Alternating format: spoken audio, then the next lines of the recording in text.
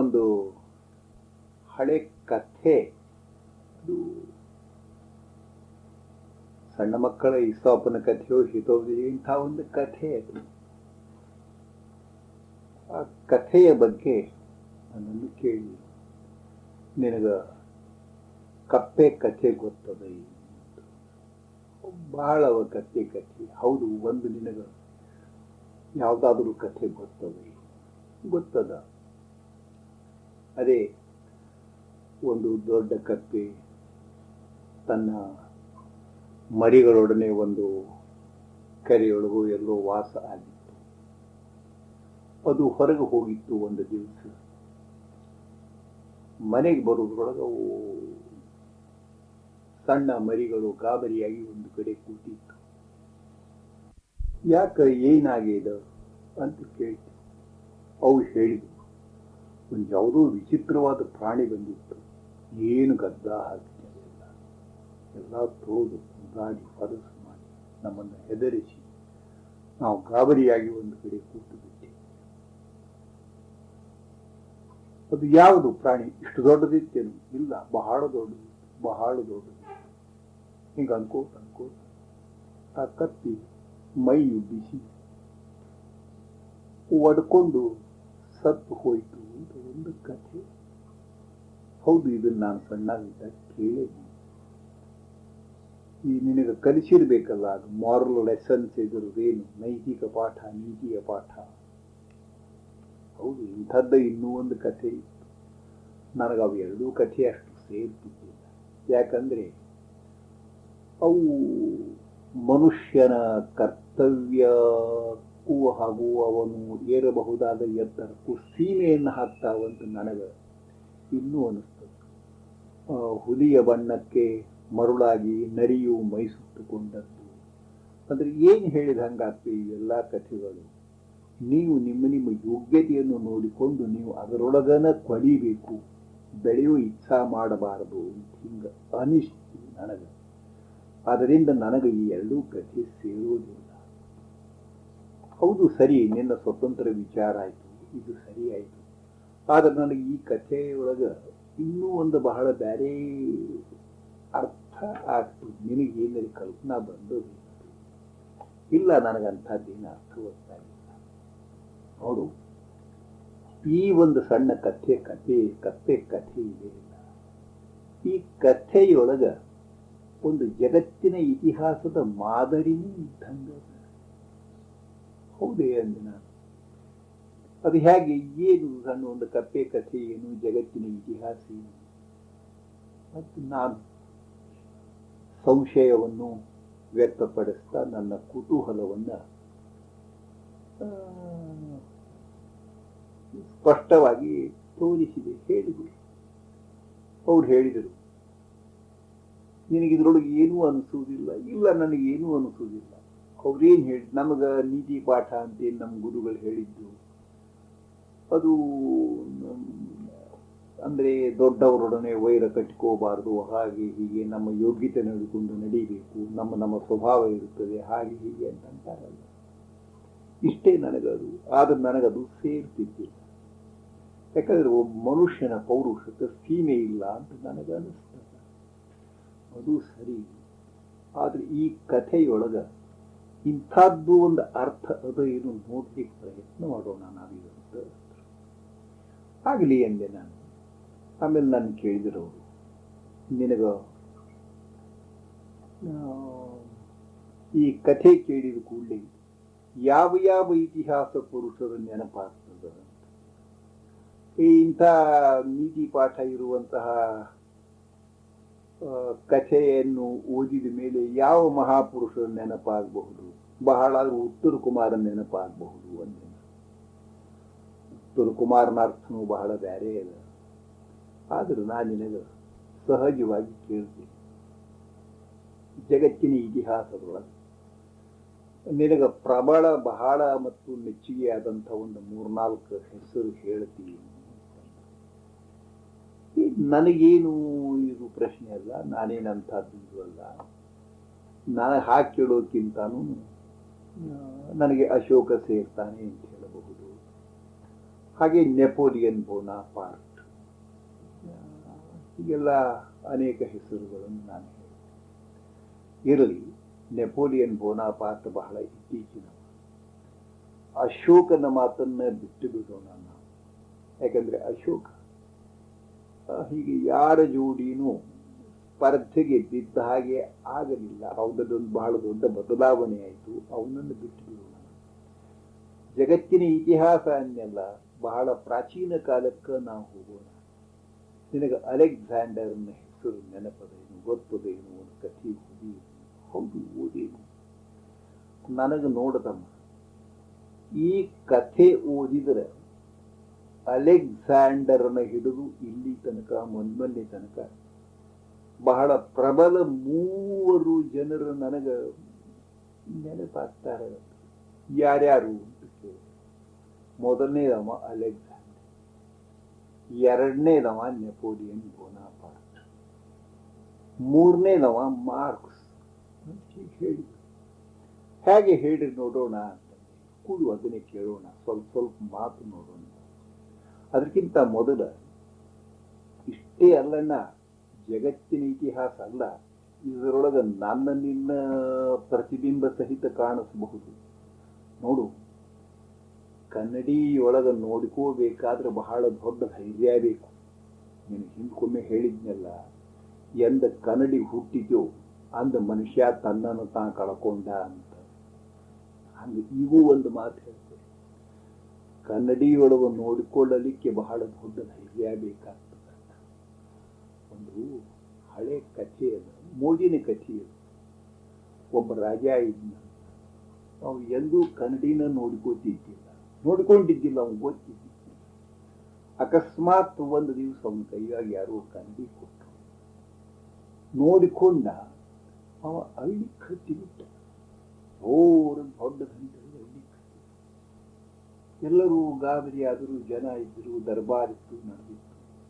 ಅದನ್ನು ನೋಡಿ ಮಂತ್ರಿ ಹಳ್ಳಿ ಕಟ್ಟಿದ, ಸೇನಾಪತಿ ಹಳ್ಳಿ ಕಟ್ಟಿದ, ದರ್ಬಾರದೊಳಗಿನ ಎಲ್ಲ ಜನರು ಹಳ್ಳಿ ಕಟ್ಟಿಬಿಟ್ರು.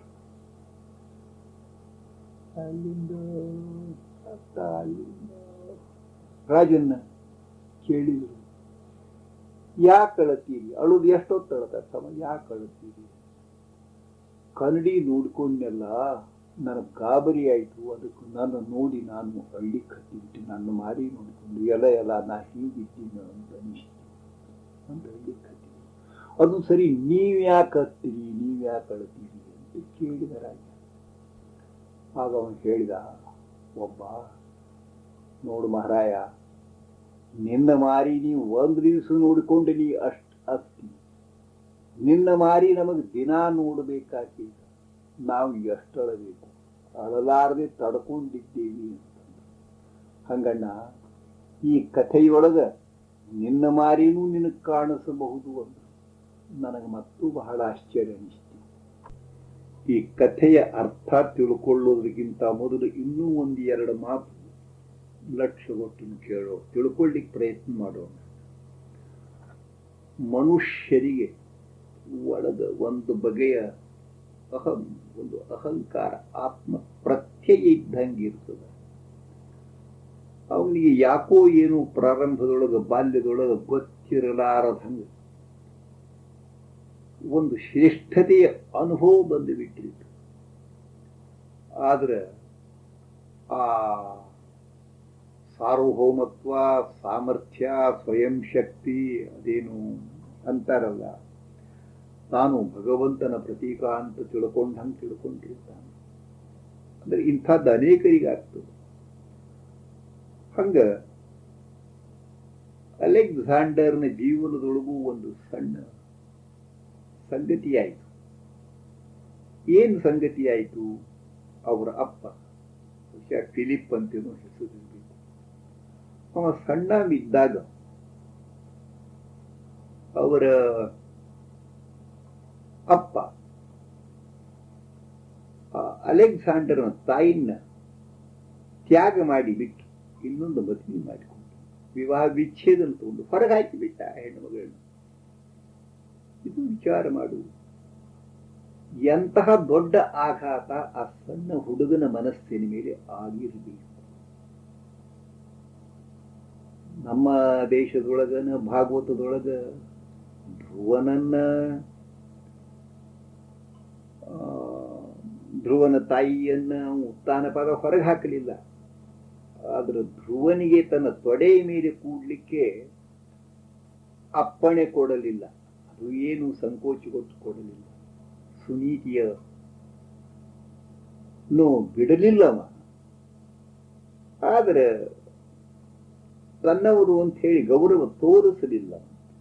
ಆಗ ಧ್ರುವನಿಗೂ ಬಹಳ ವ್ಯಥೆಯಾಗಿ ಹೊರಬಿದ್ದವ, ಮನೆ ಬಿಟ್ಟು ಹೊರಟ.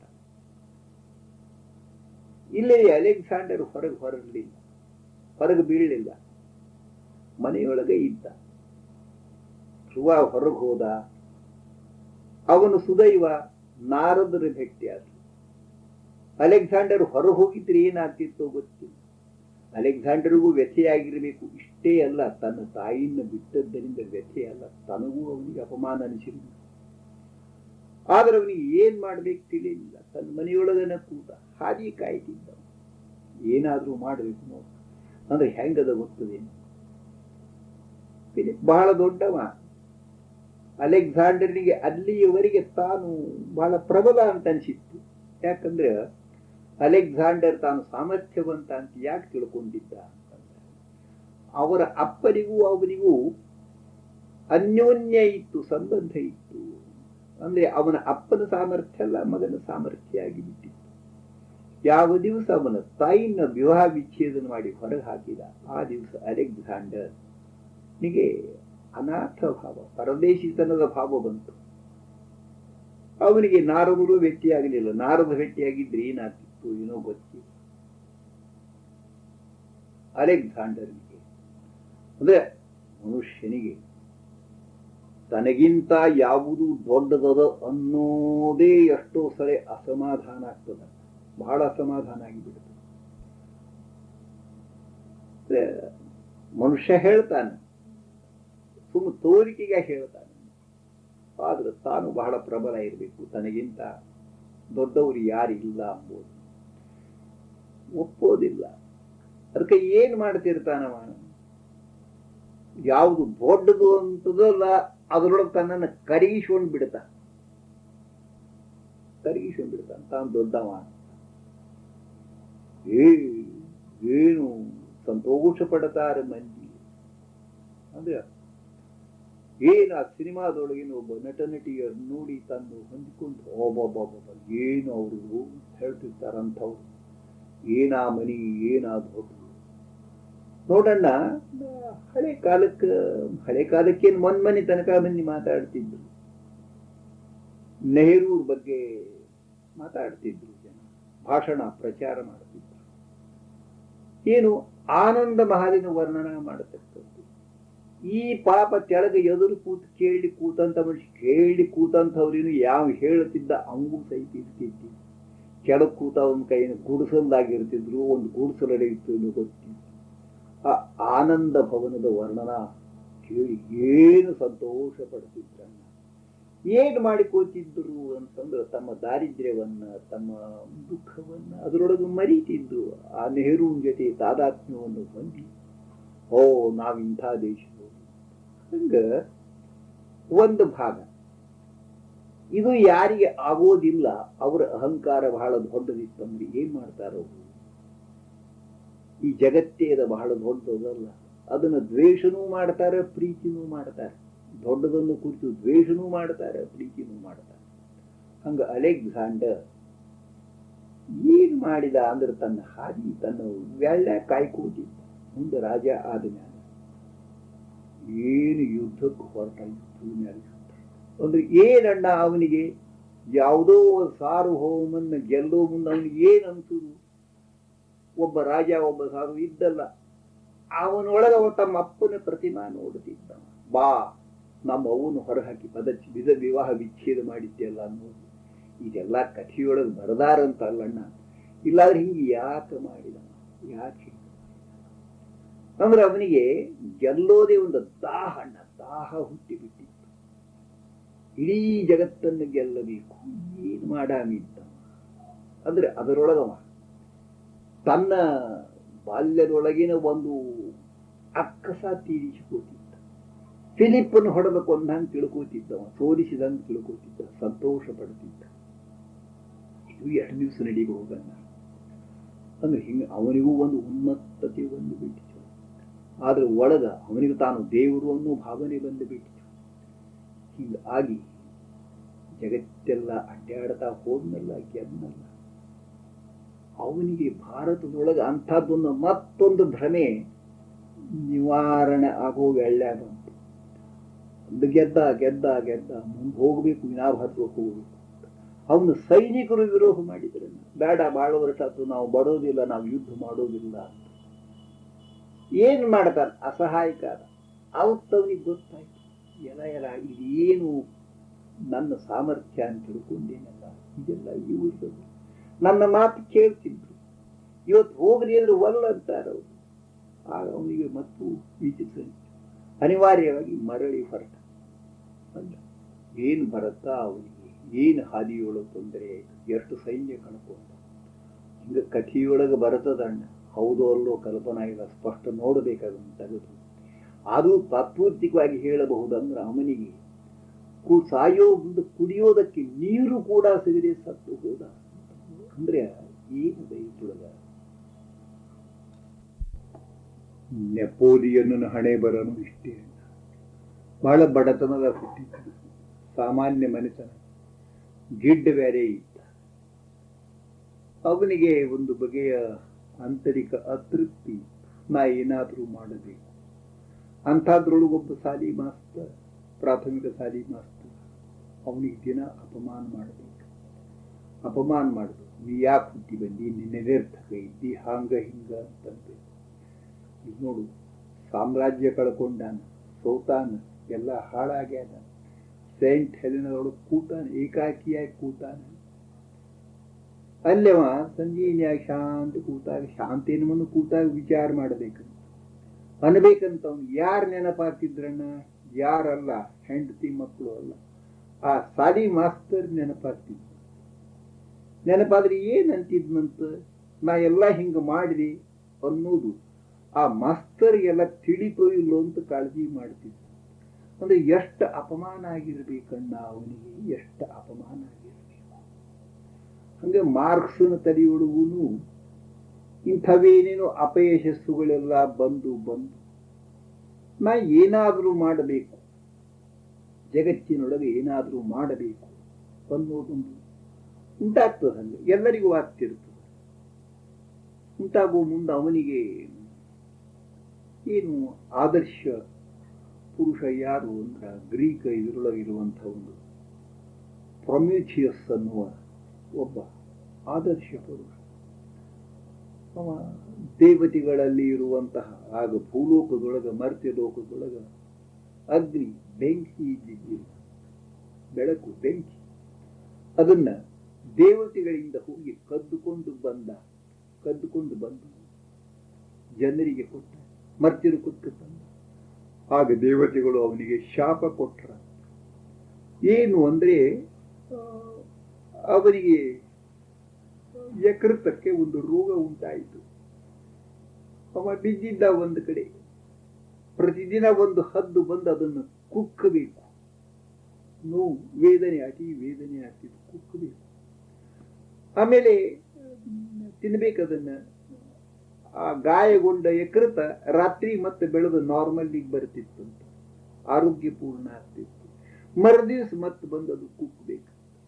ಅಂದ್ರೆ ಮಾರ್ಕ್ಸ್ ನೋಡು, ಹಿಂಗೆಲ್ಲ ಮಾಡಿದ ಮೇಲೆ ಕೊನೆಗವ ಆ ಲಿವರ್ದ ರೋಗದಿಂದ ಬಳಲಿ ಸತ್ತ. ಹಿಂಗ ತನ್ನೊಂದು ಐಡೆಂಟಿಫಿಕೇಶನ್ ಮಾಡಿಕೊಂಡು ಬಿಟ್ಟಿದ್ದ. ಅಂದ್ರೆ ನಾನು ಕೇಳಿದೆ ಅವರನ್ನ, ಹಂಗಾದ್ರೆ ಈ ಮಹಾಪುರುಷರೆಲ್ಲವೂ ಹಿಂಗೇನಾದ್ರೂ ಸಣ್ಣವರಿದ್ರೊಳಗೆ ಅಪಮಾನ ಆಗ್ಯಾರ ಅಂತಂದ್ರೆ, ಹಂಗಾದ್ರೆ ಹಿಂಗೆ ಅಪಮಾನಗೊಂಡವ್ರು ಸಾಕಷ್ಟು ಮಂದಿ ಇರ್ತಾರಲ್ಲ. ಹಂಗಾದ್ರೆ ಎಲ್ಲಾ ಯುಗದೊಳಗೂ ನೆಪೋಲಿಯನ್ ಹುಟ್ಟಬೇಕು, ಎಲ್ಲಾ ಯುಗದೊಳಗೂ ಅಲೆಕ್ಸಾಂಡರ್ ಹುಟ್ಟಬೇಕು, ಎಲ್ಲಾ ಯುಗದೊಳಗೂ ಮಾರ್ಕ್ಸ್ ಹುಟ್ಟಬೇಕು, ಹಂಗೆ ಯಾಕೆ ಆಗುವುದಿಲ್ಲ ಅಂತ ನಾನು ಸಹಜವಾಗಿ ಕೇಳಿ. ಹೌದು, ಇಲ್ಲಿ ನೋಡು, ಈಗ ನೆಪೋಲಿಯನ್ ಅಂದೇ ಹೇಳು ಹಂಗ ಬಹಳದ. ಜನರ ಬಗ್ಗೆ ಏನಂತಿದ್ನಂತ, ಎಲ್ಲಿದ್ದಾರೆ ಮಂದಿ, ಜನ ಎಲ್ಲಿದ್ದಾರೆ, ವ್ಯಕ್ತಿಗಳು ಎಲ್ಲಿದ್ದಾರೆ, ವ್ಯಕ್ತಿಗಳು ಎಲ್ಲಿದ್ದಾರೆ, ಗುಂಪು ಗುಂಪು ಜಂಗುಳಿ ರಾಜಧಾನಿ. ಇಟಲಿಯೊಳಗ 18 ಮಿಲಿಯನ್ ಮಂದಿ ಇದ್ದಾರೆ, ಜನ 18 ಮಿಲಿಯನ್ ಇದ್ದಾರೆ.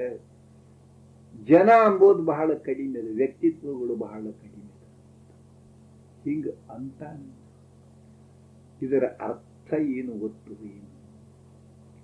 ನಾನು ನೆಪೋಲಿಯನ್ ಹಂಗ ಜಗತ್ತನ್ನ ತಲ್ಲಣಿಸುವ ಹಂಗ ಆಗದಿದ್ರೆ ನನ್ನ ಮನೆಯೊಳಗೆ ನಾನು ನೆಪೋಲಿಯನ್ ಆಗ್ತೇನೆ, ನನ್ನ ಓಣಿಯೊಳಗೆ ನೆಪೋಲಿಯನ್ ಆಗ್ತೇನೆ, ಶಾಲೆಯೊಳಗೆ ನೆಪೋಲಿಯನ್ ಆಗ್ತೇನೆ, ನನ್ನ ಕ್ಲಾಸಿನ ನೆಪೋಲಿಯನ್ ಆಗ್ತೇನೆ. ಹಿಂಗೆ ಎಲ್ಲರೂ ನೆಪೋಲಿಯನ್ನೇ ಇರ್ತಾರೆ. ತಮ್ಮ ತಮ್ಮ ಮಟ್ಟದೊಳಗೆ ತಮ್ಮ ತಮ್ಮ ಇದ್ರೊಳಗೆ ಇದ್ದೇ ಇರ್ತಾರೆ. ನೋಡು, ಇದನ್ನು ಒಬ್ಬ ನೆಪೋಲಿಯನ್ ಮಾಡಿದ, ಒಬ್ಬ ಹಿಟ್ಲರ್ ಮಾಡಿದ, ಒಬ್ಬ ಮಾರ್ಕ್ಸ್ ಮಾಡಿದ, ಒಬ್ಬ ಅಲೆಕ್ಸಾಂಡರ್ ಮಾಡಿದ ಅಂತ ಅನ್ನೋದೇ ಬಹಳ ತಪ್ಪದ. ಆ ಅಲೆಕ್ಸಾಂಡರ್ನಂಥ ಕೋಟಿಗಟ್ಲೆ ಅಲೆಕ್ಸಾಂಡರ್ ಇರ್ತಾರಂತ ಹೇಳಿ ಅವನಿಗೆ ಬಂದು ಕೂಡ್ತಾರೆ. ಈಗ ಎಷ್ಟೋ ಸರಿ ಏನಾಗ್ತದ, ಹಿಂಗೆ ಶಕ್ತಿ ಬೆಳೀತದಲ್ಲ, ಆ ಶಕ್ತಿ ಬಹಳ ಒಳ್ಳೇದಕ್ಕೂ ಆಗ್ತದಣ್ಣ, ಆ ಶಕ್ತಿ ಬಹಳ ಕೆಟ್ಟದ್ದಕ್ಕೂ ಆಗ್ತದೆ. ಈಗ ನೋಡು, ಒಂದು ನದಿ ಉಗಮ ಎಷ್ಟಿರ್ತದ, ಬಹಳ ಸಣ್ಣದಿರ್ತದೆ, ಹೊರಡ್ತದ ಪ್ರಾರಂಭದಿಂದ. ಯಾರ್ಯಾರೋ ಯಾವ್ಯಾವೋ ಬರ್ತಾವೋ, ಯಾವ್ಯಾವೋ ಕೂಡ್ಕೋತ ಒಂದು ಪ್ರಬಲವಾಗಿ ಆ ರಾಷ್ಟ್ರವನ್ನ, ಆ ಪ್ರದೇಶವನ್ನ ಸಮೃದ್ಧವನ್ನಾಗಿ ಮಾಡ್ತದ, ಫಲವತ್ತನ್ನಾಗಿ. ಹಿಂಗ ಮಾಡೋರು ಇದ್ದಾರೆ. ಆದ್ರೆ ಹಿಂಗ ಮಾಡಿ ಭಯಂಕರ ನಾಶ ಮಾಡುವ ಹಂಗೂ ಇದ್ದಾರೆ.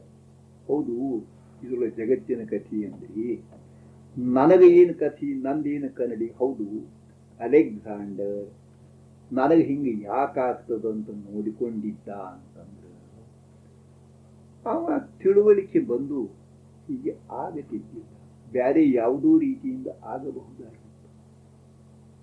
ಹಾಗಾದ್ರೆ ಇದೆಲ್ಲ ಆದದ್ದು ವ್ಯರ್ಥೇನು? ಹೀಗೆಲ್ಲ ಈಗ ಅಲೆಕ್ಸಾಂಡರ್ ಹಿಂಗೆ ಗೆದ್ದದ್ದರಿಂದ ಜ್ಞಾನ ಪ್ರಸಾರ ಆಯ್ತು. ಹೌದು, ಇನ್ನೊಂದು ರೀತಿಯಿಂದಲೂ ಆಗಬಹುದಿತ್ತು. ಆದದ್ದು ಸರಿ ತಪ್ಪು ಅಂತ ನಾನು ಹೇಳೋದಿಲ್ಲ. ಈಗ ಇದರ ಮಾದರಿಯ ಮೇಲೆ, ಈ ಕಪ್ಪೆಯ ಮಾದರಿಯ ಮೇಲೆ ನನ್ನ ತಿಳುವಳಿಕೆಯಲ್ಲಿ ನಾನು ಬದಲಾವಣೆ ಮಾಡಿಕೊಳ್ಳಬಹುದೇ? ನಾನು ಕನ್ನಡಿ ನೋಡಿಕೊಂಡ ಮೇಲೆ ನನ್ನ ಮಾರಿ ಹಿಂಗದ ಅಂತ ತಿಳ್ಕೊಂಡು ಸಿಟ್ಟಿಗೆ ಬಂದು ನಾನು ಕನ್ನಡಿ ಒಡೆಯೋದು ನನ್ನ ಶಾಣ್ಯತನ ಅಲ್ಲ. ನಾನು ಏನು ಆಗಬಹುದು ಅನ್ನೋದನ್ನು ಮಾಡಿಕೊಳ್ಳಿಕ್ಕೆ ಸಾಧ್ಯ. ನಾನಿಲ್ಲಿ ಬಹಿರಂಗದ ರೂಪದಕ್ಕಿಂತಾನು ಅಂತರಂಗದ ರೂಪದ ಬಗ್ಗೆ ಹೇಳ್ತೇನೆ. ಅಂದ್ರೆ ನನ್ನಲ್ಲಿ ಬದಲಾವಣೆಯನ್ನು ಮಾಡಿಕೊಳ್ಳಲಿಕ್ಕೆ ಸಾಧ್ಯ ಇಲ್ಲ. ನಾನು ನೋಡಿಕೊಳ್ಳದಿದ್ದರೆ ಹೆಂಗಣ್ಣ, ಅದನ್ನ ನಾನು ಹೇಳೋದು. ಈಗ ನಿನಗೇನು ಎಲ್ಲರಿಗೂ ಇರ್ತದೆ. ನನ್ನದ ಒಂದು ಕೀರ್ತಿ ಅಂತ ಕವಿತಾ ಅನ್ನೋದು ನೀವು ಓದಿರ್ಬೇಕದನ್ನು. ಹೌದು, ಓದೇನಿ, ನನಗೆ ಸೇರೇದದು. ಹೌದು, ಸೇರೇದಂದ್ರೆ ಏನು, ತಿಳುವಳಿಕೆ ಬಂದಂದ್ರೆ ಏನು. ಹೌದು, ಇಂಟೆಲೆಕ್ಚುಯಲ್ ಅಂಡರ್ಸ್ಟ್ಯಾಂಡಿಂಗ್ ಇದು ಅಂಡರ್ಸ್ಟ್ಯಾಂಡಿಂಗ್ ಅಲ್ಲವೇ ಅಲ್ಲ. ಇದು ನನ್ನ ಮೊಟ್ಟ ಮೊದಲನೆಯ ಸಿದ್ಧಾಂತ. ಇದನ್ನ ನೀನು ತಿಳ್ಕೊಳ್ಳಬೇಕು. ಈಗ ಕೀರ್ತಿಯ ಬಗ್ಗೆ ನೆಪೋಲಿಯನ್ ಒಂದು ಮಾತಂತ ನಿನಗೆ ಗೊತ್ತದೆ. ಏನದು ವಾಕ್ಯ? To make a great noise, a great reputation is a great noise. The more there is made, the farther off it is heard. Laws, institutions, monuments, nations all fall, but the noise continues and resounds him after ages. ನೋಡಣ್ಣ, ಮತ್ತು ಅವನಿಗೆ ಅಮೃತತ್ವ ಎಂಬುದು ಆತ್ಮ ಅಮರ ಅವಿನಾಶಿ ಹಿಂಗ್ ತಲೆಯಾಗಿದ್ದಿದ್ದಿಲ್ಲ. ಇಮಾರ್ಟ್ಯಾಲಿಟಿ ಅಂದ್ರೆ ಅವನಿಗೇನು, simply fame, ಕೇವಲ ಕೀರ್ತಿ ಅದು ಅವನ ತಲೆಯೊಳಗಿತ್ತಣ್ಣ. ಜಗತ್ತಿನ ಇತಿಹಾಸ ಅಂದ್ರ ಒಂದು ಕನ್ನಡಿದ್ದಂಗ. ಅದರೊಳಗೆ ನಾವು ಮಾರಿ ನೋಡ್ಕೋಬೇಕು. ನೋಡಿಕೊಂಡ್ರೆ ಏನು ಕಾಣಿಸ್ತದ ಅಂತ ಕೇಳಿದ್ರ, ವಿಜಯಕ್ಕ, ಜೀವನದೊಳಗೆ ಯಶಸ್ವಿ ಆಗೋದಕ್ಕ ಬಹಳ ಬ್ಯಾರೆ ಏನೇನೇನೇನು ಬೇಕಾಗಿದ್ದಿಲ್ಲ. ಅಡ್ಯಾಸಿಟಿ, vigor ಅನ್ಸ್ಕ್ರೂಪಲಸ್ ಕ್ರೈಮ್. ಇವಷ್ಟ ಅತ್ಯವಶ್ಯಕ ಸಂಗತಿಗಳಾಗಿದ್ದು ಅಣ್ಣ. ಇದು ನನ್ನ ಮಾತಲ್ಲ, ಅನೇಕ ವರ್ಷಗಳ ಅಧ್ಯಯನ ಮಾಡಿ ಇಂತಹ ನಿರ್ಣಯಕ್ಕೆ ಬಂದಾರಣ್ಣ. ಈ ನಿರ್ಣಯಗಳನ್ನು ನಿರಾಕರಿಸುವುದ್ರೊಳಗೆ ಅರ್ಥ ಇಲ್ಲ. ಎಷ್ಟು ಮಂದಿ ಇತಿಹಾಸದೊಳಗೆ ಸಿಗುತ್ತಾರಣ್ಣ. ಮತ್ತು ಮನುಷ್ಯನಿಗೆ ಪವರದ ಬಗ್ಗೆ ಒಂದು ಹಂಗ್ರಿ, ಒಂದು ಪವರದ ಬಗ್ಗೆ ತೃಷಾನೆ ಇರ್ತದಣ್ಣ. ನೀರಿಗೆ ಹಸಿವು, ಎಲ್ಲಾ ನಮೂನಿ, ಎಲ್ಲ ಅದೇ. ನಮ್ಮ ಮೊಘಲರ ಇತಿಹಾಸದೊಳಗನ ನಮೂದಾಗಿಲ್ಲ, ಆದ್ರೆ ಇಂಥದ್ದೊಂದು ಬಹಳ ವಿನೋದದ ಕಥೆ ಅಂತ ಹೇಳಬಹುದು. ಆ ಕಥೆ ನಿನಗೆ ಗೊತ್ತದನೋ ಇಲ್ಲೋ, ನಾ ಹೇಳ್ತೀನಿ ಕೇಳು. ಔರಂಗಜೇಬ ತಮ್ಮ ಅಪ್ಪನ್ನ ಏನೋ ಶಾನವಾಜ್ ಅಂತೇನೋ ಇರಬೇಕು, ಅವನನ್ನು ಸೋಲಿಸೋದೇನು ಕಾರಾಗೃಹದೊಳಗಿಡ್ತಾನೆ. ಕಾರಾಗೃಹ ಏನು, ಕಾರಾಗೃಹದಂದ್ರೆ ಎಲ್ಲ ಸುಖ ಸಮೃದ್ಧಿನೇ ಇತ್ತು. ಅವನಿಗೆ ಅನುಕೂಲ ಮಾಡಿ ಎಲ್ಲ ವ್ಯವಸ್ಥೆ ಮಾಡಿಕೊಟ್ಟಿತ್ತು. ಒಂದು 15-20 ದಿವಸ ಆಗುವುದರೊಳಗಾಗಿ ಶಾನವಾಜನಿಗೆ ಬಹಳ ಬೇಸರ ಬಂತು. ತನ್ನ ಮಗ ಔರಂಗಜೇಬನಿಗೆ ಒಂದು ವಿನಂತಿ ಪತ್ರ ಕಳಿಸಿದ. ನೋಡಪ್ಪ, ನಾನಿನಿಗೆ ಏನೇನೂ ಬೇಡೋದಿಲ್ಲ, ತನಗೆಲ್ಲ ಅನುಕೂಲತಾ ಮಾಡಿಕೊಟ್ಟಿ, ಇನ್ನೊಂದು ಅನುಕೂಲತಾ ಮಾಡಿಕೊಡುವಂತ ಒಂದು ಪ್ರಾರ್ಥನಾ ಆದದಂತ.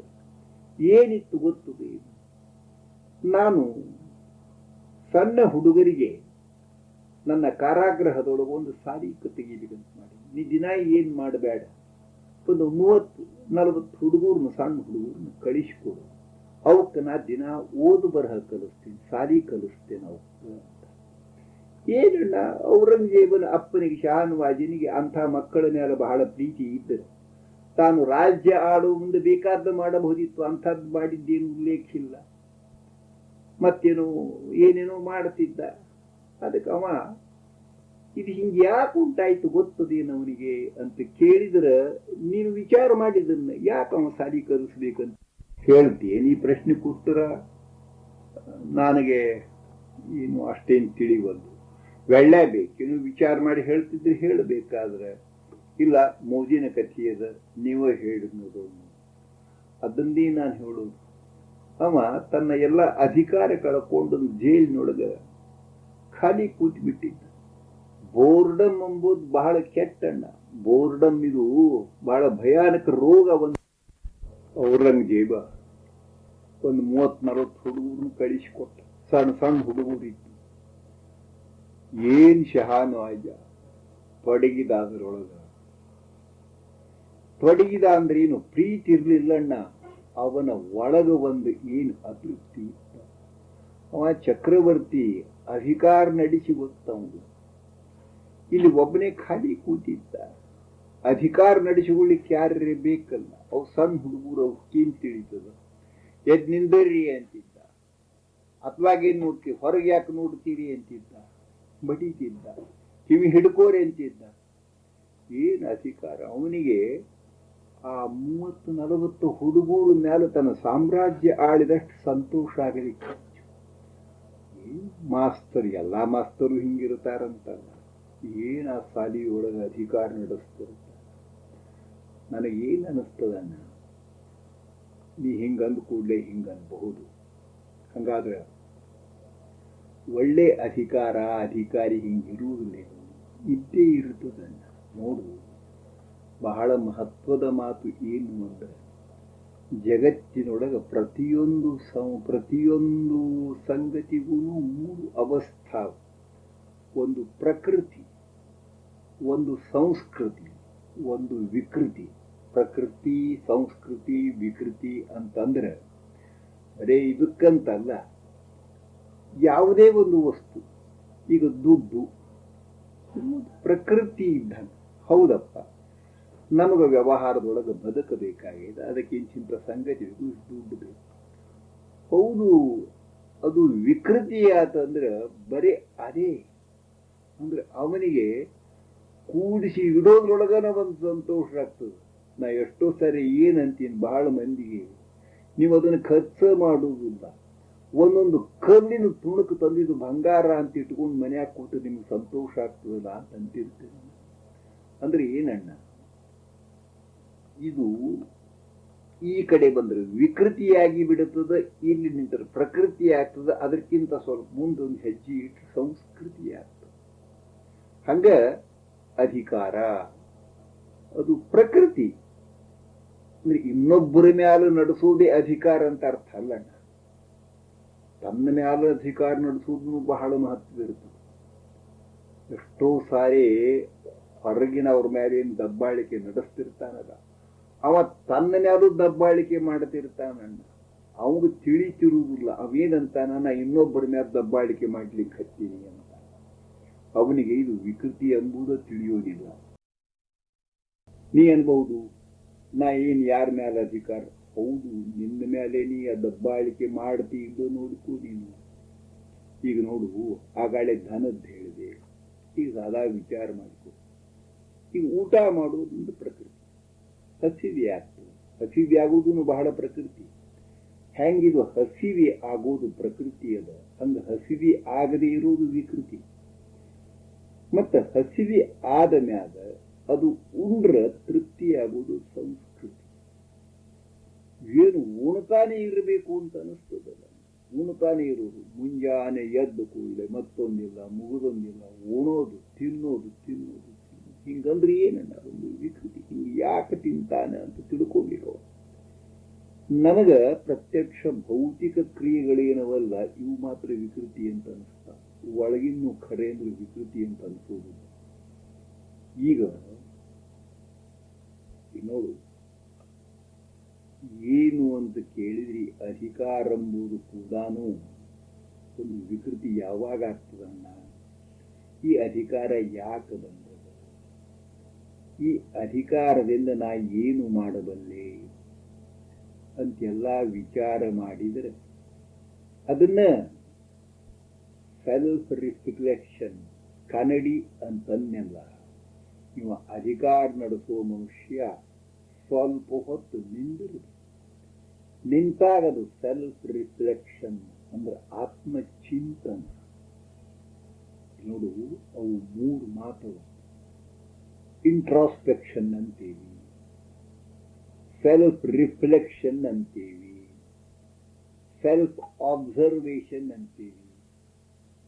ಇವೆಲ್ಲ ಒಂದಕ್ಕೊಂದು ಹೌದು. ಯಾವನೋ ಒಬ್ಬ ಅದರೊಳಗೆ ಒಂದು ಬ್ಯಾರೆ, ಸೆಲ್ಫ್ ಅಬ್ಸರ್ವೇಷನ್ ಬ್ಯಾರೆ ಅಂತಾನೆ, ಇಂಟ್ರಾಸ್ಪೆಕ್ಷನ್ಗೆ ಬ್ಯಾರೆ ಅಂತಾನೆ, ಇನ್ನೊಬ್ಬ ಸೆಲ್ಫ್ ರಿಫ್ಲೆಕ್ಷನ್ಗೆ ಬ್ಯಾರೆ ಅಂತಾನೆ. ಅದು ಮಾಡಬಾರ್ದು, ಇದು ಮಾಡಬೇಕು ಅಂತಾನೆ. ಆಗಾಳೆ ಏನ್ ಹೇಳಿದ್ನೆಲ್ಲ ನಿನಗೊಂದು ದಿವಸ ಕನ್ನಡಿ ಒಳಗೆ ನೋಡ್ಕೋಬೇಕು. ಕನ್ನಡಿನೂ ಬಹಳ ಮಜಾ ಇರ್ತಾವಣ್ಣ. ಒಂದು ಕಾನ್ಕೇವ್, ಒಂದು ಕಾನ್ವೆಕ್ಸ್, ಒಂದು ಸಾದಾ ಕನ್ನಡಿ, ಒಂದು ಅಂತರ್ವಕ್ರ, ಒಂದು ಬಹಿರ್ವಕ್ರ. ಏನು ಅದರೊಳಗೆ ನೋಡಿದ್ರಿ ಹಂಗ ನಾನಾ ತರ ಮಾರಿ ಕಾಣಿಸ್ತದೆ, ಹೋಗನಿಸ್ತದೆ. ಹಂಗ ನನ್ನನ್ನು ನಾನು ತಿಳ್ಕೊಂಡ ಹಂಗೇನದಲ್ಲ, ಅದು ಒಂದು ಕಂತಿ. ಅದ್ರೊಳಗೂ ಎರಡಿದ್ದಾವಣ್ಣ. ನಾನು ಹೆಂಗ ಇರಬೇಕು ಅಂತ ತಿಳ್ಕೊಂಡೇನಲ್ಲ, ಹಂಗಿರೋ ಒಂದು ಕಂದಿನೇ ಬೇರೆ. ನಾನು ಖರೆ ಇದ್ದದ್ದನ್ನು ತೋರಿಸೋ ಕಂದದ್ದು ಬೇರೆ. ಅದರ ರೂಢಿ ಇದು ಅಲ್ಲದೆ ಇನ್ನೊಬ್ಬರಿಗೆ ನಾ ಹೆಂಗ ಕಾಣಿಸ್ತೇನೆ ಎಂಬುದು ಒಂದು ಕಂಡಿದ್ದು, ನನಗೆ ಇನ್ನೊಬ್ಬರಿಗೆ ಹೆಂಗ ಕಾಣಿಸ್ತಾರೆ ಎಂಬುದು ಒಂದು ಕಂಡಿದ್ದು. ಇವೆಲ್ಲ ಕೂಡಿಸಿ ಒಂದು ಮಾಡಿಕೊಂಡು ನೋಡಿದ್ರೆ ಪೂರ್ಣ ಮನುಷ್ಯ ಏನಿದ್ದಾನ ಅವನ ಸ್ವರೂಪ ಗೊತ್ತಾಗಲಿಕ್ಕೆ ಪ್ರಯತ್ನ ಆಗ್ತದೆ. ಆಮೇಲೆ ಬ್ಯಾರೆ ಬೇರೆ ಕನ್ನಡಿನ ಹಿಡ್ಕೊಂಡು ನೀನು ನೋಡ್ಲಿಕ್ಕೆ ಅದರಾಗ ಒಂದು ಬ್ಯಾರೆ ಕಾಣಿಸ್ತದೆ, ಇದ್ರಾಗ ಒಂದು ಬ್ಯಾರೆ ಕಾಣಿಸ್ತದೆ, ಇನ್ನೊಂದ್ರಾಗ ಬ್ಯಾರೆ ಕಾಣಿಸ್ತದೆ. ಗೊಂದಲ ಬೀಳ್ತಾನೆ ಮನುಷ್ಯ. ಮೊದಲು ತನ್ನ ಕಡೆ ಇಡಿಯಾಗಿ ನೋಡೋದನ್ನು ಕಲಿಬೇಕು. ಇಡಿಯಾಗಿ ನೋಡೋದನ್ನು ಕಲಿಯುವುದನ್ನ ಒಂದು ಕಲಾ. ಅದು ಕಲಿಬೇಕಾತಂದ್ರೆ ನನ್ನ ಕಲಿಯೋದು ಬಹಳ ಮಹತ್ವ ಇರುವುದಿಲ್ಲ. ಅದರೊಳಗೆ ನನಗೆ ಕಾಣಿಸ್ಲಿಕ್ಕೆ ಶುರು ಮಾಡಿದ ಕಣ್ಣು ಮುಚ್ಚಿ ಹೋಗಬಾರ್ದು, ನೋಡ್ಲಿಕ್ಕೆ ಮನಸ್ಸು ಮಾಡಬೇಕು. ಸೆಲ್ಫ್ ರಿಫ್ಲೆಕ್ಷನ್ ಅನ್ನೋದು ಒಂದು ಕಲೆಯನ್ನು ನಾ ಯಾಕೆ ಮಾಡ್ತೇನೆ? ಈಗ ಎಲ್ಲಿಗೆ ಬಂತಿದ್ದೆಲ್ಲ ಕೂಡಿ ಒಟ್ಟ ಮಾತು. ನೀನು ಏನಿದನ್ನು ಓದ್ತೀಯಲ್ಲ ಯಾಕೆ ಎಂಬುದನ್ನೇ ವಿಚಾರ ಮಾಡಿ. ಈಗ ನೋಡಿ, ಓದೋದ್ರಿಂದ ಏನು ವಾಚನದ ಮಹತ್ವ ಹಾಗೆ ಹೀಗೆ ಅಂದ್ರೆ ನೀನೇನೋ ಹೇಳ್ತಿ ಹಂಗ. ಓದೋದ್ರೊಳಗೆ ಎರಡು ಕಾರಣವೂ ತನ್ನಿಂದ ಓಡಿ ಹೋಗ್ಬೇಕಂತ ಒಂದ್ರೊಳಗೆ ಅಮ್ಯೂಸ್ಮೆಂಟ್, ಮನರಂಜನೆ ಮಾಡಿಕೊಟ್ಟು ಕೂಡ್ತಾನೆ. ಏನಿಲ್ಲ, ಅದು ಒಂದು ಹಗಲುಗನಸಿದ್ದ ಮನರಂಜನೆ ಮಾಡಿಕೊಟ್ಟು ಕೂಡ್ತಿರ್ತಾನೆ. ಮುಗಿದು ಇನ್ನೊಂದ್ರೊಳಗೆ ಏನು ಭಾಗದ ಈಗ ನಾವು ಮಾತಾಡಿದೇವಲ್ಲ, ಒಬ್ಬನಿಗೆ ತನ್ನ ಒಳಗಿನ ಶಕ್ತಿಗೆ ಮಾನಸಿಕ ಚೈತನ್ಯಕ್ಕೆ ಹೊರಗೆ ಎಷ್ಟು ಕ್ರಿಯಾಶೀಲ ಆಗಲಿಕ್ಕೆ ಬರುತ್ತದಲ್ಲ ಅಷ್ಟಷ್ಟವ ಕ್ರಿಯಾಶೀಲ ಆಗಲಿಲ್ಲ. ನನಗೆ ಏನೂ ಬರೋದಿಲ್ಲ, ನಾ ಏನೂ ಮಾಡ್ಲಾರೆ ಅಂತ ತಿಳ್ಕೊಳ್ಳಿ. ನಾವು ಈಗ ಒಂದು ಜ್ಞಾನದ ದಾಹ ಹುಟ್ಟಿ ಬಿಡುತ್ತೆ. ವಸಂತ ಬಹಳ ಜ್ಞಾನಿ ಇದ್ದಾನೆ, ಏನು ಓದ್ತಾನೆ, ದೊಡ್ಡ ಪುಸ್ತಕ ಓದ್ತಾನೆ ಅಂದ್ರೆ ನೀ ಎಲ್ಲೇ ಒಂದು ರಿಕಗ್ನಿಷನ್ ಸಿಗ್ತದ. ಏನ್ರಿ ಎಲ್ಲ ಅವನ ನಾಲ್ಗಿ ಮ್ಯಾಲ ಅವ ನೋಡ್ರಿ, ನೀವೇನೇ ಕೇಳ್ರಿ ಪಟ ಪಟ ಉತ್ತರ ಕೊಡ್ತಾನೆ. ಅಂದ್ರೆ ಇದೊಂದು ಅಹಂಕಾರ ಬೆಳೆಸಿದನ್ನ. ಇದು ನಿನ್ನ ಅಹಂಕಾರವನ್ನ ಬೆಳೆಸೋದಕ್ಕಿಂತಾನು ನಿನ್ನನ್ನ ಬೆಳೆಸ್ತಿತ್ತು ಅಂದ್ರೆ ಈ ಓದು ಏನಾಗುತ್ತದೆ, ಇದು ನಿನಗೆ ಗೊತ್ತಿರಲಾರದಂತಹ ಯಾವುದೋ ಒಂದು ಒಳಗಿನ ಅವಶ್ಯಕತೆಯನ್ನು ಪೂರೈಸ್ತದೆ ಅನ್ನೋದಕ್ಕಿಂತಾನು ನೀನು ಬೆಳೀಲಿಕ್ಕೆ ಅದನ್ನು ಉಪಯೋಗ ಮಾಡ್ತಾ ಇದ್ದೀವಿ ಅಂತ ಅರ್ಥ.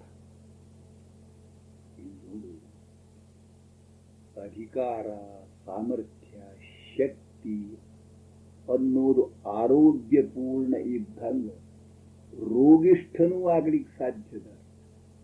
ರೋಗಿಷ್ಠನೂ ಅದು ಆಗಬಾರದು ಅಂತ ಯೋಚನೆ ಮಾಡಬೇಕು. ಆಗ ಏನಾಗ್ತದೆ, ನಿನ್ನಲ್ಲೇ ಹೊರಗಿನ ವಿಚಾರಗಳ ಬರಲಿಕ್ಕೆ ನೀ ಪಟ ಪಟ ಇಲ್ಲ ನಾ ಹಂಗೇನು ಓದಂಗಿಲ್ಲ, ನನಗೇನು ಹಂಗಿಲ್ಲ ಅಂತ ನೀ ಅನಿಸಬಹುದು. ಯಾಕಂದ್ರೆ ಯಾರಿಗೂ ತಾವು ತಮಗೆ ಇದ್ದಂಗ ನೋಡ್ಲಿಕ್ಕೆ ಬರೋದೇನೆ ಬಹಳ ಶ್ರಮ. ಅಧಿಕಾರದ ಭ್ರಮೆಯನ್ನ, ಸಾಮರ್ಥ್ಯದ ಭ್ರಮೆಯನ್ನ ನಿರ್ಮಾಣ ಮಾಡಿಕೊಂಡವರು ಆ ಭ್ರಮೆಯೊಳಗಿರ್ತಾರಲ್ಲ, ಸ್ವಲ್ಪ ಅವರು ಸೆಲ್ಫ್ ರಿಫ್ಲೆಕ್ಷನ್ ಅನ್ನು ಕನ್ನಡಿಯೊಳಗೆ ನೋಡಿಕೊಂಡ್ರಂದ್ರೆ ಅವರ ಭ್ರಮ ಬಿದ್ದು ಹೋಗಿ ಬಿಡುತ್ತದನ್ನ, ಕರಗಿ ಹೋಗಿ ಬಿಡುತ್ತದೆ. ಅದು ಬಹಳ ಮಹತ್ವದ್ದು. ನೋಡಿದರ ಒಳಗೆ ತಿಳಿದು ನೋಡಿದರೆ ಯಾವ ಅಧಿಕಾರ ನಡೆಸ್ತಾನಲ್ಲ ಅವ ಬಹಳ ಪ್ರಬಲ ಸಾಮರ್ಥ್ಯಶಾಲಿ ಅಂತ ನಮಗ ಭ್ರಮ ಆಗ್ತಿತ್ತು. ಯಾವ ಅಧಿಕಾರ ನಡೆಸೋದಿಲ್ಲಲ್ಲ, ತನ್ನಷ್ಟಕ್ಕೆ ತಾನ ಇರ್ತಾನಲ್ಲ, ಅವ ದುರ್ಬಲ ಅಂತ ನಾವು ತಿಳ್ಕೊತೀವಿ. ಹಾಗಿರುವುದಿಲ್ಲ. ನಾನು ಅಧಿಕಾರ ನಡೆಸಬೇಕು, ನನ್ನ ಅಧಿಕಾರ ಬೆಳೆಸಿಕೋಬೇಕು, ನನ್ನ ಸಾಮರ್ಥ್ಯ ಬೆಳೆಸಿಕೋಬೇಕು ಅಂತೆಲ್ಲ ಅನ್ನೋದು ಬಹಳ ಮಹತ್ವ ಅಲ್ಲ. ಈಗ ನೋಡು, ಒಬ್ಬ ಮನುಷ್ಯ ನಾನು ವ್ಯಾಯಾಮ ಮಾಡ್ತೀನಿ ಅಂತ ಅವನು ಕೇಳಬಹುದು, ಯಾಕೆ ಮಾಡ್ಬೇಕಂತೀಯಪ್ಪ? ಒಂದು 100 ನಮೂನಿ ಉತ್ತರ ಹೇಳ್ಬೋದು. ನೋಡ್ರಿ, ವ್ಯಾಯಾಮ ಮಾಡಿದ್ರೆ ಸಾಮರ್ಥ್ಯ ಬರ್ತದ, ಆಮೇಲೆ ನನಗ ಯಾರ ಏನ್ರಿ ಅನ್ನೋ ಧೈರ್ಯ ಅದ ಏನ್ರಿ. ಇದು ಅನ್ಹೆಲ್ದಿ, ಅನಾರೋಗ್ಯದ ಲಕ್ಷಣ ಇಲ್ಲ. ಬಹಳ ಒಳ್ಳೆಯ ಆರೋಗ್ಯ, ಬಹಳ ಬೆಲೆಯುಳ್ಳದು. ವ್ಯಾಯಾಮ ಮಾಡಿದದಕ್ಕೂ ಇರುವುದು, ವ್ಯಾಯಾಮದಿಂದ ಒಳ್ಳೆ ಆರೋಗ್ಯ ಬರುತ್ತದೆ ಅನ್ನೋದು ಭಾಗ. ಒಳ್ಳೆ ಆರೋಗ್ಯ ತಗೊಂಡೇನ್ ಮಾಡಿ, ಒಳ್ಳೆ ಆರೋಗ್ಯ ತನ್ನಷ್ಟಕ್ಕೆ ತಾನ ಒಂದು ಮೌಲ್ಯದ. ಅದಕ್ಕೆ ನೀನು ನಿನ್ನ ಆಚಾರ, ವಿಚಾರ, ವ್ಯವಹಾರ ಎಲ್ಲ ನೋಡ್ಕೊ. ಏನಿಲ್ಲ ಅಣ್ಣ, ಒಬ್ಬ ಅಣ್ಣ ಅಂದ್ರೆ ಮನೆಯೊಳಗೆ ಅಧಿಕಾರ, ತಮ್ಮಂದ್ರ ಮೇಲೆ ಅಧಿಕಾರ ನಡೆಸ್ತಿರ್ತಾನೆ, ತಂಗಿ ಮೇಲೆ ಅಧಿಕಾರ ನಡೆಸ್ತಿರ್ತಾನೆ. ನೀ ನಡೆಸ್ತಿಲ್ಲೋ ನೋಡಿಕೋ ನೀನು. ಅಂದ್ರೆ ಇದು ನಿನಗೆ ಸೆಲ್ಫ್ ರಿಫ್ಲೆಕ್ಷನ್. ನಿನ್ನನ್ನು ನೀನು ನಿನ್ನ ಕನ್ನಡಿಯೊಳಗೆ ನೋಡ್ಕೋಬೇಕು ಅಂತ ಅನಿಸಿದೆ. ನಿನ್ನ ಹಗಲುಗನಸುಗಳು ಏನಿರುತ್ತವೆ, ನಿನಗೆ ಯಾವ ಕಥಿ ಸೇರ್ತದೆ, ಎಂಥದ್ದು ಸೇರ್ತದೆ, ಇದೆಲ್ಲ ವಿಚಾರ ಮಾಡಿದರೆ ನಿನಗೆ ಈಗೇನೊಂದು ರೋಗ ಆಗೇದಲ್ಲ, ರೋಗದ ಕೂಡಲೇ ಗಾಬರಿ ಆಗಬೇಡ. ಇದು ಯಾಕೆ ಓದುತ್ತೇನೆ ಅಂಬುದು ತಿಳ್ಕೊಳ್ಳು, ಏನು ಓದುತ್ತೇನೆ ಅನ್ನೋದು ತಿಳ್ಕೊಳ್ಳುವುದು. ನೋಡು, ನನ್ನ ತಿಳುವಳಿಕೆ ಮಟ್ಟಿಗೆ ಜಗತ್ತಿನೊಳಗೆ ಅತ್ಯಂತ ದುಃಖದ ಸಂಗತಿ ಯಾವುದು ಅಂತ ಕೇಳಿದರೆ ಯಾರ್ಯಾರು ಏನೇನು ಹೇಳಬಹುದು. ಈಗ ನಿನ್ನನ್ನು ನಾನು ಕೇಳಿದ್ರೆ ನೀನು ಹೇಳಬಹುದು. ನಿನಗೆ ಮತ್ತು ನನ್ನ ಮನಸ್ಸಿನಾಗ ಏನದ ಅಂತ ನೀವು ವಿಚಾರ ಮಾಡಿ, ಇಲ್ಲ ನೀವೇ ಹೇಳ್ರಿ ಅಂತೂ ಅನ್ಬೋದು. ನೋಡಿ, ನಾ ಹೇಳ್ತೀನಿ, ಅತ್ಯಂತ ದುಃಖದ ಸಂಗತಿ ಎಂದರೆ ನನ್ನ ತಲೆಯೊಳಗ ಯಾರ್ಯಾರು ನಿಂತು ನನ್ನ ಮ್ಯಾಲ ಅಧಿಕಾರ ನಡೆಸಿ ಅದು ನನ್ನದೇ ಅಧಿಕಾರ ಅಂತ ತಿಳ್ಕೊಂಡು ನಡೆಯೋದು ಬಹಳ ಕಷ್ಟ. ಅದನ್ನ ಈಗ ಕನ್ನಡದಾಗ ಹೇಳಿದ್ದೀನಿ, ಕಲ್ಪನಾ ಬರ್ಲಿಕ್ಕೆ ಸ್ವಲ್ಪ ಪ್ರಬಲವಾಗಿ ಹೇಳಿದ್ರೆ ಅರ್ಥವೇನು? ಏನು? ನನ್ನ ಕ್ರಿಯೆ, ನನ್ನ ವಿಚಾರ, ನನ್ನ ಚಿಂತನೆ ಇವೆಲ್ಲವೂ ಇನ್ನೊಬ್ಬರ ಅಧೀನವಾಗಿ ನಡೀತಾ ಇದ್ದರೆ ಇದು ಬಹಳ ಕೆಡುಕು. ಅದು ಏನದು? ಒಬ್ಬ ಆಟೋಮೇಟನ್ ಅಂದ್ರೆ ಏನ್ ಗೊತ್ತದೆ? ಹೇಳು ನೋಡೋಣ. ಸೂತ್ರದ ಗೊಂಬೆ, ಈ ಕಿವಿ ಕೊಟ್ಟಿ ನಗಂದ್ರೆ ನಗುತ್ತದೆ, ಓಡಂದ್ರೆ ಓಡುತ್ತದೆ. ಅದು ಏನು ಮಾಡ್ತದ? ಸೂತ್ರದ ಗೊಂಬೆ ಕುಣಿಸಿದಂಗ ಕುಣಿತಿರ್ತದೆ, ಆಡಿಸಿದಂಗ ಆಡತಿರ್ತದೆ. ಆದ್ರೆ ನೀನು ಸ್ವತಃ ಇಂತಹ ಸೂತ್ರದ ಗೊಂಬೆ ಇದ್ದೀನು ಅಂತ ತಿಳ್ಕೋಬೇಕು. ನಿನ್ನನ್ನು ಆಡಿಸೋ ಸೂತ್ರ ಯಾರ ಕಡೆಯವ, ಎಲ್ಲೆವ ಅನ್ನೋದನ್ನು ತಿಳ್ಕೋಬೇಕು. ನೋಡು, ಈ ಆಟೋಮೇಟ ಸೂತ್ರದ ಗೊಂಬೆ ಹೆಂಗಿರ್ತದೆ ಅಂತ ತಿಳ್ಕೊಂಡಿ ನೀನು. ಅವನಿಗೆ ನಾನು ಸೂತ್ರದ ಗೊಂಬೆ ಇದ್ದೀನೆಂಬುದು ತಿಳಿಯೋದಿಲ್ಲ, ತಾನು ಏನಿರಬೇಕೆಂಬುದು ತಿಳಿಯೋದಿಲ್ಲ ಅವನಿಗೆ. ಒಂದು ಸಾಮಾಜಿಕವಾಗಿ ಆಗಿನ ಕಾಲಕ್ಕೆ ಒಂದೇನಿರುತ್ತದಲ್ಲ, ಅದರಲ್ಲೇ ಒಂದು ಓಹೋ ಹಿಂಗ್ ಒಳ್ಳೆ ಮನುಷ್ಯ ಅಂದ್ರೆ ಹಿಂಗಿರಬೇಕು ಅಂತೊಂದು ಕಲ್ಪನಾ ಆಗ್ತದೆ. ಹಂಗಿರ್ಲಿಕ್ಕೆ ಪ್ರಯತ್ನ ಮಾಡ್ತಾನೆ. ಹಿಂಗಿರ್ಲಿಕ್ಕೆ ಪ್ರಯತ್ನ ಮಾಡಿದ್ರೆ ಏನಾಗಿ ಬಿಡ್ತದೆ ಗೊತ್ತೇನು? ಅತಿ ದುಃಖ ಅಂದ್ರೆ ಹೇಳ್ತೇನೆ. ಅವನಿಗೆ ಇನ್ನೊಬ್ಬನ ಜೊತೆ ಹೃದಯ ತೆರೆದು ಜೆನ್ಯೂನ್ ಕಮ್ಯುನಿಕೇಶನ್ ಮಾತಾಡ್ಲಿಕ್ಕೆ ಬರುವುದಣ್ಣ. ಮಾತಾಡ್ತಾರೆ, ಏನು ಮೀನಿಂಗ್ಲೆಸ್ ಚಾಟರ್, ವಡ ವಡ ವಡ ವಡ ಅಂತಿರ್ತಾರಲ್ಲ. ಏನ್ರಿ ಕಟಿಗಿ ಬಾಯಿ ಆಗಿದ್ರೆ ಒಡೆದು ಹೋಗ್ತಿತ್ತು. ಮೀನಿಂಗ್ಲೆಸ್ ಚಾಟರ್, ಏನು ಜೆನ್ಯೂನ್ ಅಥೆಂಟಿಕ್ ಕಮ್ಯುನಿಕೇಶನ್ ಇರುವುದು, ಸಂವಾದ ಇರುವುದಿಲ್ಲ. ಮಾತಾಡ್ತಾರೆ ಒಂದು 2 ತಾಸು ಮಾತಾಡ್ತಾರೆ. ಏನದ್ರೊಳಗೆ ಒಬ್ಬರ ಹೃದಯ ಇನ್ನೊಬ್ಬರ ಹೃದಯಕ್ಕೆ ತೆರಿಲಿಕ್ಕೆ ಬರುವುದಿಲ್ಲ. ಆ ಸಂವಾದ ಇರುವುದಿಲ್ಲ, ಹೆಸರು ಸಂವಾದ ಅಂತಿರುತ್ತಾರೆ. ಏನ ವಾದ ವಿವಾದ ಅಂತ ಸುಮ್ಮನೆ ಏನ್ ಬೆಳ್ಳ ಹೋಗ್ಬೇಕ, ಬೆಳ್ಳ ಕಡಿಬೇಕ. ಆಮೇಲೆ ಇವು ಒಂದು ಬಹಳ ವಿಚಿತ್ರ ವಿಕೃತಿಯನ್ನು, ಸಿಂಥೆಟಿಕ್ ಸ್ಮೈಲ್, ಸಹಜ ನಗಿನೇ ಇಲ್ಲ, ಕೃತಕ ನಗಿ, ಮಗಳು ನಗಿ. ಏನದು? ಜೆನ್ಯೂನ್ ಲಾಫ್ಟರ್, ಎದೆ ತುಂಬಿದ ನಗಿ. ನಗಲಿಕ್ಕೆ ಬರುವುದಿಲ್ಲ, ನಗಲಿಕ್ಕೆ ಏನೇನೋ ಕಾರಣ ಬೇಕಾಗ್ತದೆ. ಇನ್ನೋಡು, ನಗಿ ಅಂದ್ರೆ ನನ್ನನ್ನು ನಾನ ನೋಡಿಕೊಂಡು ನಗೋದು ಬಹಳ ದೊಡ್ಡ ನಗಿ ಅಣ್ಣ. ಇನ್ನೊಬ್ಬರನ್ನು ನೋಡಿ ನಗೋದಲ್ಲ, ನನ್ನನ್ನು ನಾನ ನೋಡಿಕೊಂಡು ನಗೋದು ಬಹಳ ದೊಡ್ಡ. ಅಂದ್ರೆ ಸಿಂಥೆಟಿಕ್ ಸ್ಮೈಲ್ ಏನು ಮಾಡಿಬಿಟ್ಟ. ಆ ನಿಜವಾದ ನಗೆಯನ್ನ ಒಳಗೆಂದು ತಂದಿಬಿಟ್ಟ. ಈ ಒಂದು ಬಗೆಯ ಅಸ್ಪಷ್ಟವಾದ ಒಂದು ಭಯ, ಅಸ್ಪಷ್ಟವಾದ ಯಾವುದು ಹೊಗೆ ಒಂದು ನಿರಾಶೆ, ಹಳವಂಡ, ಹಳಹಳಿ, ಏನು ಯಾಕೆ ಹಿಂಗ ಅಂತ ಹೇಳಲಿಕ್ಕೆ ಬರುವುದಿಲ್ಲ. ಯಾಕೋರಿ ಮನಸ್ಸಿನಾಗ ಏನೇ ಅಷ್ಟು ಆರಾಮಿಲ್ಲ ಅಂತಿರ್ತೇನೆ. ಏನು ಅಂತ ಕೇಳಿದ್ರೆ ಏನೂ ಇಲ್ಲ. ನಿಜವಾದ ನೋವು, ನಿಜವಾದ ವ್ಯಥೆ ಅದಲ್ಲ, ಅದನ್ನದು ಅಡಗಿಸಿ ಬಿಟ್ಟಿರ್ತದ. ನಿಜವಾದ ವ್ಯಥೆ ಯಾಕೆ ಆಗಬೇಕು, ಯಾರಿಗಾಗಬೇಕು? ನಿಜವಾದ ವ್ಯಥೆಯಾಗುವುದು ನಾ ಮೇಲಿನ ಮೇಲೆ ಹೇಳ್ತಾ ಇದ್ದೇನಲ್ಲ, ನಿನ್ನ ಒಳಗ ಒಬ್ಬನ್ನ ದಬ್ಬಿಟ್ಟು ನೀವು ಹೊರಗೇನು ಮಾಡ್ಲಿಕ್ಕೆ ಅವಾಗ ನಿಜವಾದ ವ್ಯಥೆ ಆಗ್ತಿರ್ತದೆ. ಅವಾಗ ನಿನಗ ನೀ ಏನು ಸಾಮಾಜಿಕ ಮುಖವಾಡೋದಲ್ಲ, ಇವರಿಬ್ಬರ ನಡುವೆ ದೊಡ್ಡದೊಂದು ಕಂದಕ್ಕೆ ಬಿದ್ದದ, ಕಂದ ಕೊರಕಲು ಬಿದ್ದ. ಅದರ ಮೇಲೊಂದು ಸೇತುವೆ ಕಟ್ಟಿ ಬರಬೇಕಾಗ್ತದೆ. ಸೇತುವೆ ಕಟ್ಟಿ ಬಂದ್ರೆ ಆಗ ಏನಾಗ್ತದೆ, ನಿಜವಾದ ವ್ಯಥೆ ಅನ್ನೋದು ಅವಾಗ ನಿಜವಾಗಿ ನಗಲಿಕ್ಕೆ ಬರ್ತಿರ್ತದನ್ನ, ಅವನಿಗೆ ಸಂವಾದ ಗೊತ್ತಿರ್ತದೆ.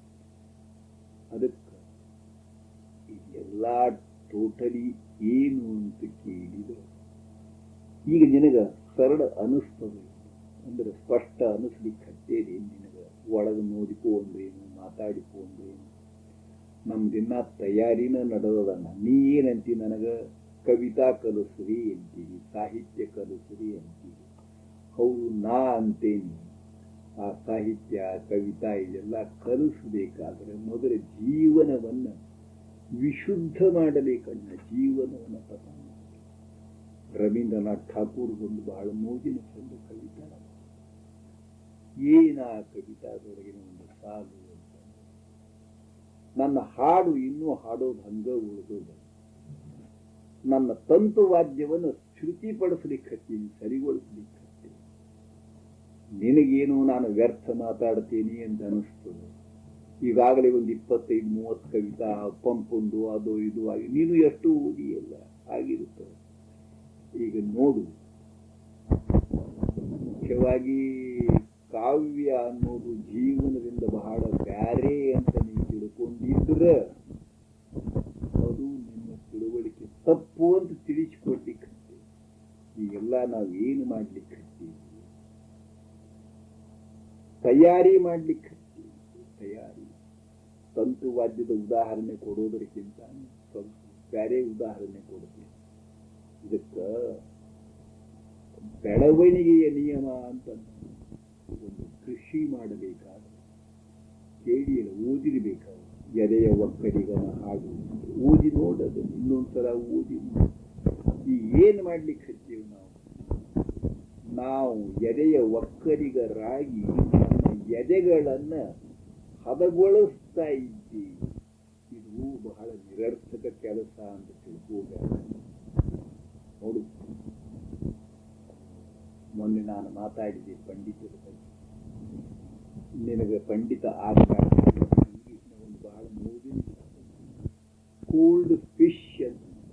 ಕೋಲ್ಡ್ ಫಿಶ್ ಏನವನಿಗೆ ಎಲ್ಲ ಗೊತ್ತಿದೆ, ಜೀವನದ ಬಗ್ಗೆ ಎಷ್ಟು ಗೊತ್ತಿದೆ. ಪಟ ಪಟ ಹೇಳ್ದ, ಜೀವನ ಧ್ಯೇಯ ಏನಿರಬೇಕು ಅಂತ, ಮತ್ತೊಂದಿರಬೇಕು ಅಂತ, ಮುಗಿದೊಂದಿರಬೇಕು ಅಂತ. ಹಂಗೆ ಕವಿತಾ ಬಗ್ಗೆ, ಸಾಹಿತ್ಯದ ಎಲ್ಲ ಗೊತ್ತಿದೆ. ಶಬ್ದಕೋಶ, ಮುಖಪಾಠದ, ಛಂದಸ್ಸಿನ ಗೊತ್ತವ, ಅಲಂಕಾರಗಳೆಲ್ಲ ಗೊತ್ತವು.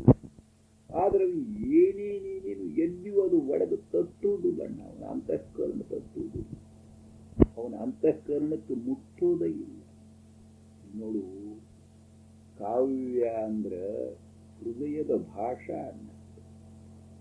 ಅದು ಬರಬೇಕಾದ್ರೆ ಮೊದಲು ಅದು ಯಾರಿಗೆ ಬೇಕಾಗಿದೆ, ಹೃದಯ ತಯಾರಾಗಬೇಕು. ಆ ತಯಾರಿ ನಾವೀಗ ಮಾಡ್ಲಿಕ್ಕೆ ಹತ್ತೇವೆ.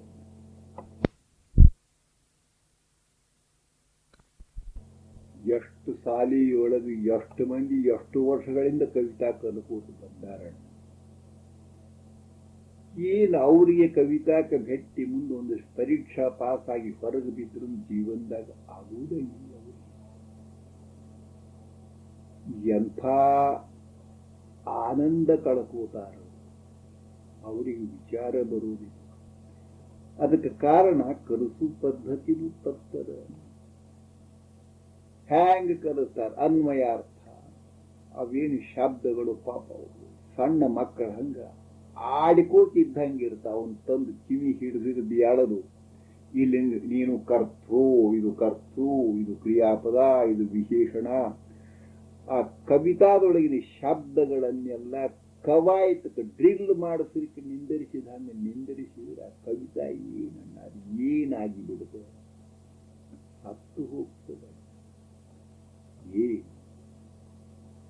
ಹೇಳುವವನ ಅಂತಃಕರಣ ರಸ ಇಲ್ಲ, ಕೇಳುವವರ ಅಂತಃಕರಣ ರಸ ಇಲ್ಲ.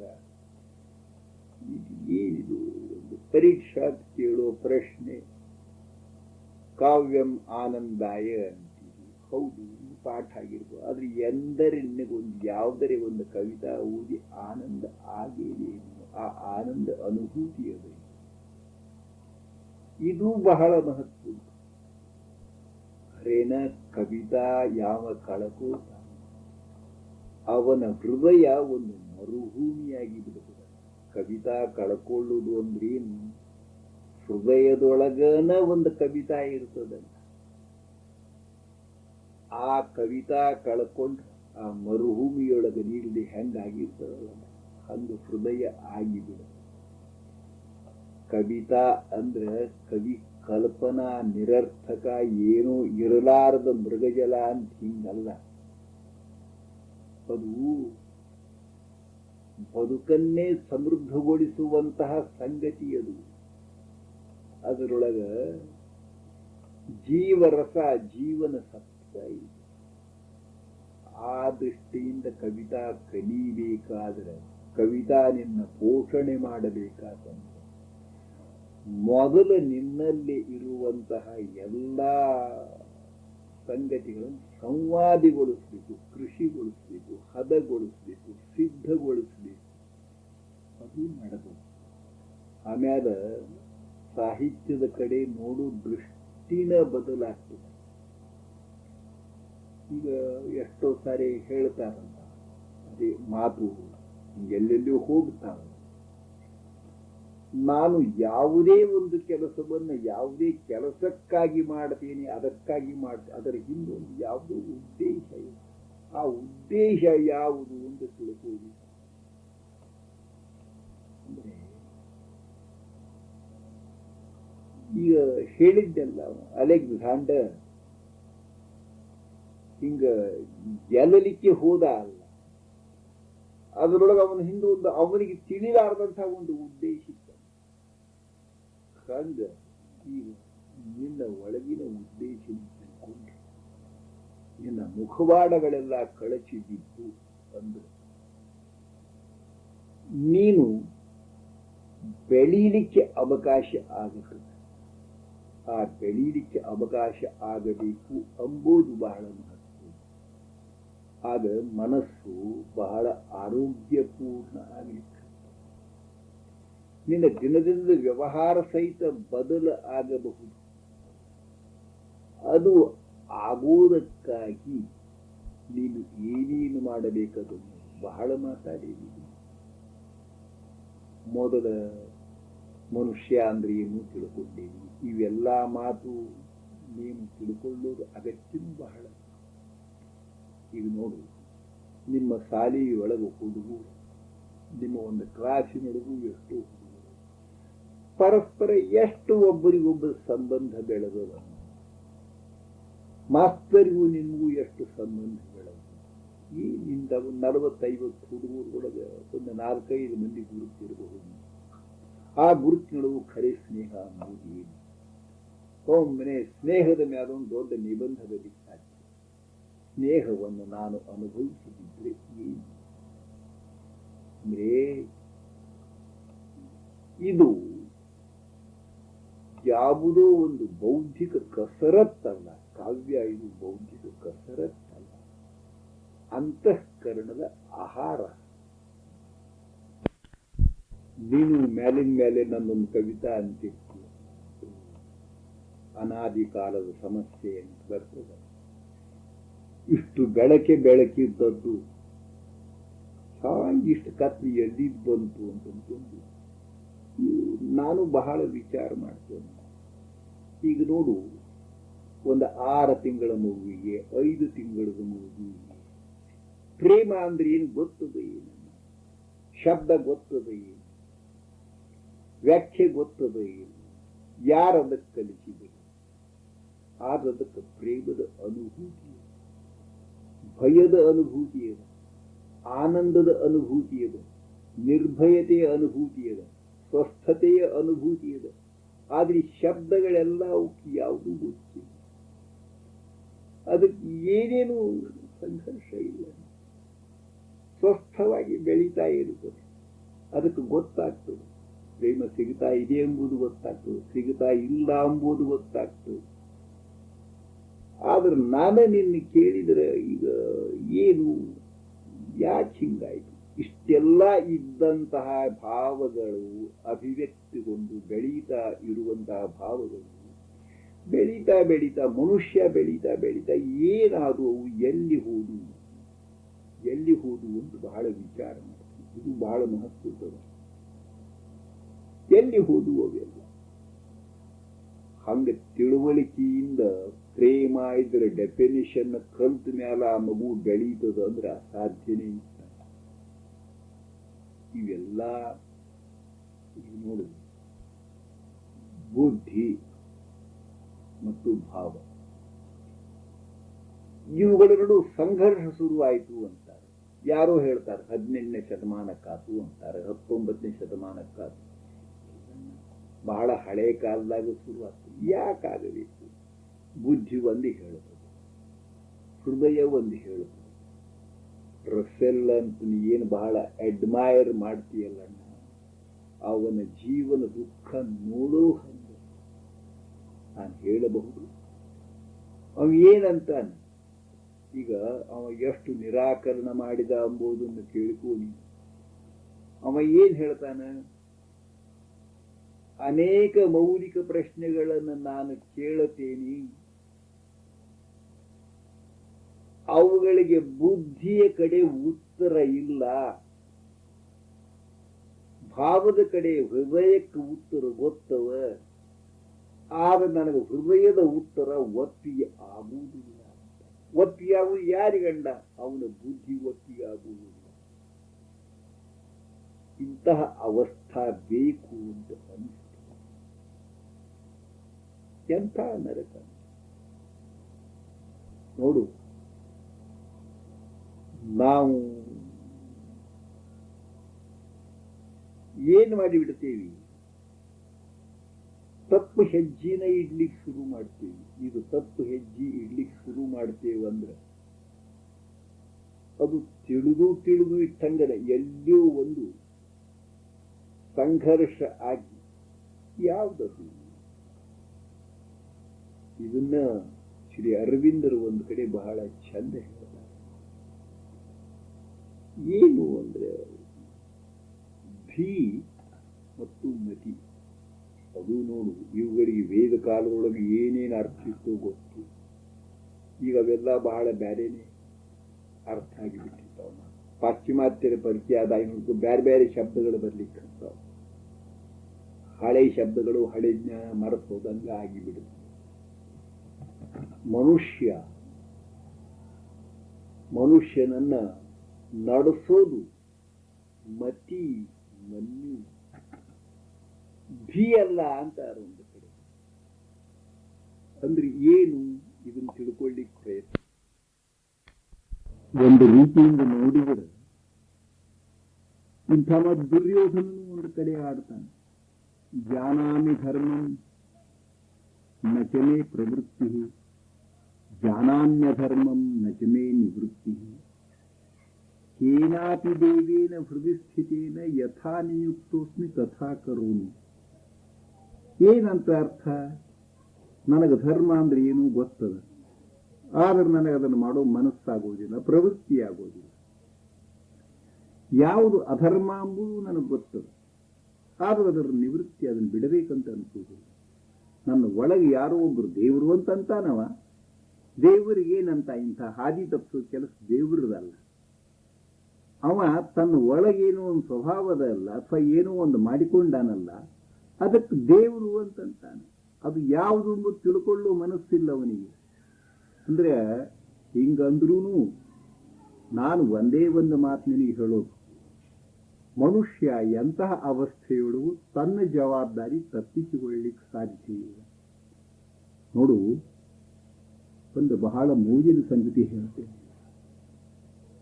ಪಾಶ್ಚಿಮಾತ್ಯರೊಳಗೂ ಬರ್ತದ, ನಮ್ಮಲ್ಲಿಯೂ ಅದ ಅಂಥದ್ದು. ಆದ್ರೆ ನಿನಗೆ ಅತ್ಲಾಗಿಂದ ಹೆಚ್ಚು ಹೇಳುತ್ತೇನೆ. ಮೊಟ್ಟ ಮೊದಲನೇ ಸಲ ಒಮ್ಮೆ ಮನುಷ್ಯ ಏನು ಅನಿಸ್ತಂತ, ಆ ಹ್ಯಾನ್, ಹೌದು ನಾ ಇದ್ದೇನೆ. ಏನು ನಾ ಇದ್ದೇನೆ ಅಂತ ಕೇಳಿದ್ರೆ ನಿನಗೆ ಹಿಂದೆ ಕೇಳಿರಲ್ಲ ಅಂಥದ್ದ ಮಾತು. ಆ ಆನ್, ನಾ ಏನಿದ್ದೇನೋ ಇದ್ದೇನೆ. ಆದ್ರೆ ಒಬ್ಬಗ ಆ ಆನ್ మీద ಇಷ್ಟಕ್ಕನ ಸಹನ ಆಗಲಿಲ್ಲ, ತೃಪ್ತಿ ಆಗಲಿಲ್ಲ. ಯಾಕಂದ್ರೆ ಆ ಆನ್ ಏನು, ನಾವೊಬ್ಬ ಪ್ರಾಣಿ ಇದ್ದೇನೆ, ನಾನೊಂದು ಪಶು ಇದ್ದೇನೆ, ನನ್ನ ಒಳಗ ಪ್ರವೃತ್ತಿಗಳವ, ನನ್ನದೊಂದು ಸ್ವಭಾವ ಅಂತದ, ನಾನು ಪ್ರಕೃತಿಯ ಕೈಯಲ್ಲಿಯ ಗೊಂಬೆ, ಒಳಗೆ ಜೀನ್ಸ್ ಅಂತವ, DNA ಏನೇನು ಅಂತಿರ್ತಾರಲ್ಲ. ಅಂದ್ರೆ ಇದು ಎಲ್ಲದರದ ಗುಲಾಮ ನಾನು, ಇದರ ಕೈಯೊಳಗಿನ ಸೂತ್ರದ ಗೊಂಬೆ ನಾನು. ನನಗೆ ಒಟ್ಟ ಸ್ವಾತಂತ್ರ್ಯ ಇಲ್ಲ. ಆ ಆನ್ ಅಂತ ಅಂದ ಒಬ್ಬಾತ. ಹೇಳಿದ್ನೆ ನನಗೆ, ಇದು ಡಿಟರ್ಮಿನಿಸ್ಟಿಕ್ ಮ್ಯಾಪ್ ಅನ್ನ. ನನಗೆ ಏನು ಒಳಗದ ಅದು ಆಗ್ತದೆ, ನಾ ಏನ್ ಮಾಡ್ಲಿ, ಐ ಆಮ್ ನಾಟ್ ರೆಸ್ಪಾನ್ಸಿಬಲ್, ನಾ ಜವಾಬ್ದಾರ ಅಲ್ಲ ಅಂದ್ಕೊಂಡವ.